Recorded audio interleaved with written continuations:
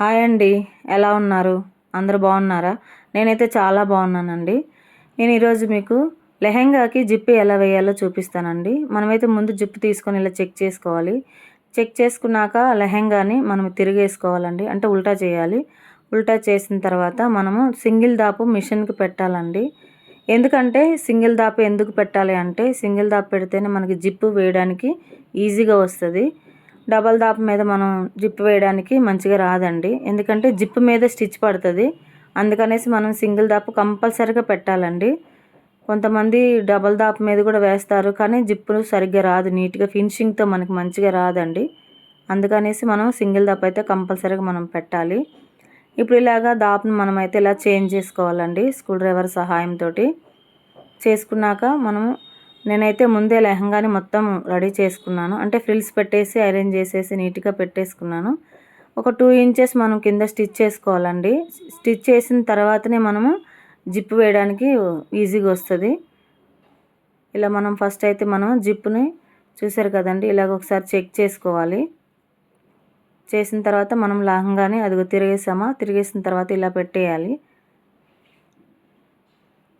ఇలా పెట్టేసిన తర్వాత ఇక్కడ చూసారు కదండి, ఆ లైన్లోనే వేయాలి. మనం ఎక్కడైతే కుట్టేసామో ఆ కుట్టు లైన్లోనే మనం ఆ జిప్ అనేది స్ట్రైట్గా రావాలండి. ఇప్పుడు జిప్ అయితే ఇలా సీదా ఉంది కదా, దీన్ని మనం ఇలా ఉల్టా చేయాలి. ఉల్టా చేసి ఎడ్జ్కి పెట్టాలండి. అక్కడ చివరికి పెట్టేసి మనం ఇలాగా చూసుకోవాలి. ఎందుకంటే 1 ఇంచ్ గ్యాప్లోనే వేయాలండి. 1 ఇంచ్ గ్యాప్ ఎందుకు అంటే మనం ఆ జిప్పు కాంట్రాకుండా మనం ఫోల్డింగ్ చేసుకోవడం కోసం అనేసి 1 ఇంచ్ గ్యాప్ పెట్టి మనం కింద స్టిచ్ చేసుకోవాలి. ఆ స్టిచ్ లైన్ మీదుగా ఇలా మనము జిప్పు మీద ఇలా స్టిచ్ చేసుకోవాలండి. జిప్పు పక్కనే, జిప్పు మీద రాకూడదు. జిప్పు మీద వస్తే మనకి జిప్పు వేయడానికి రాదండి, లాక్ అయిపోతుంది. ఇలాగ మనం వేసుకుంటూ కిందకి వెళ్ళిపోవాలి.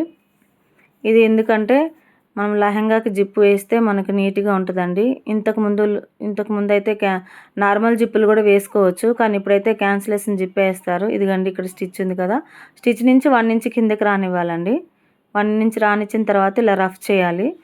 రఫ్ చేసి మనం దీన్ని ఎడ్జ్కి ఇక్కడ నీట్గా కట్ చేసుకోవాలి.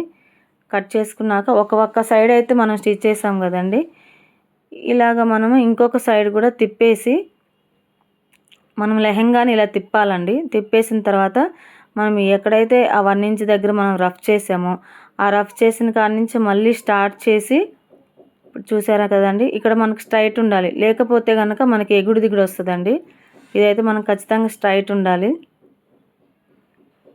చూసారండి, ఇలాగా ఇక్కడ పెట్టేసుకోవాలి. అలాగా ఆ స్ట్రైట్ దగ్గర స్టిచ్ పెట్టేసి అలాగే మనం నీట్గా కుట్టేసుకోవాలండి. నేనైతే చాలా కష్టపడి వీడియోస్ వాయిస్ ఇచ్చి మరీ పెడుతున్నాను. మీరైతే ఒక్కళ్ళు కూడా లైక్ చేయట్లేదు, చూడట్లేదు, కామెంట్లు కూడా చేయట్లేదండి. కానీ మీకు ఈ వీడియో అనేది ఇలాంటివి మీకు ఉపయోగపడతాయండి.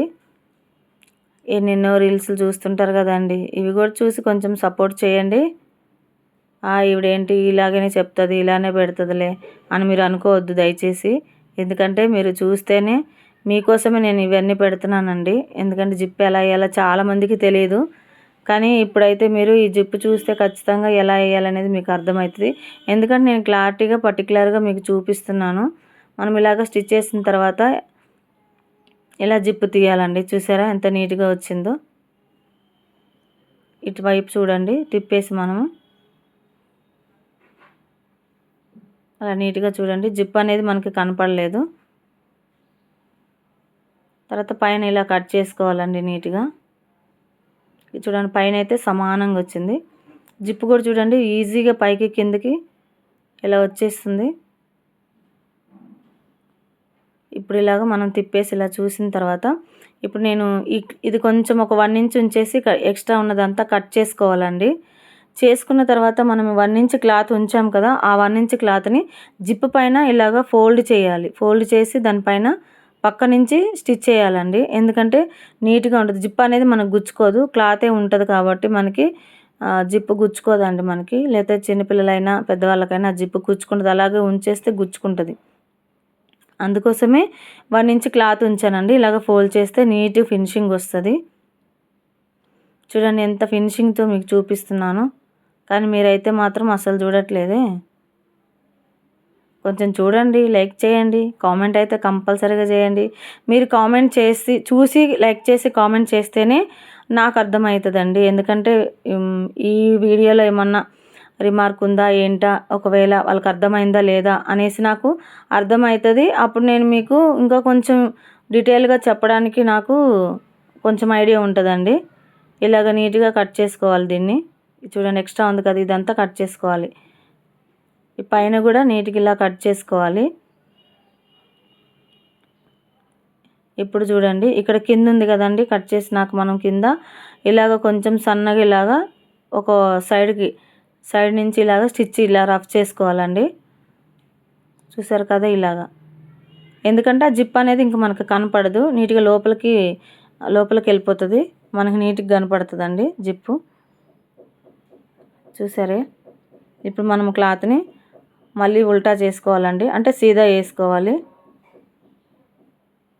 చూడండి లంగా జిప్ అయిపోయిందండి, చాలా నీట్గా వచ్చింది. చూసారు కదండి. ఇలాగ జిప్పు లెహంగాకి జిప్పు వేయడం అయిపోయిందండి. చూసారా. మీరు చూడండి, కంపల్సరీగా లైక్ చేయండి, కామెంట్ అయితే తప్పకుండా చేయండి, అందరికీ షేర్ చేయండి. ఇదైతే కంపల్సరీగా షేర్ చేయండి, ఎందుకంటే మీరు చూసి అందరికి షేర్ చేస్తే వాళ్ళు కూడా నేర్చుకుంటారండి, జిప్ ఎలా వేయాలో తెలుసుకుంటారు. వీడియో చూసినందుకు థ్యాంక్ యూ ఫర్ వాచింగ్.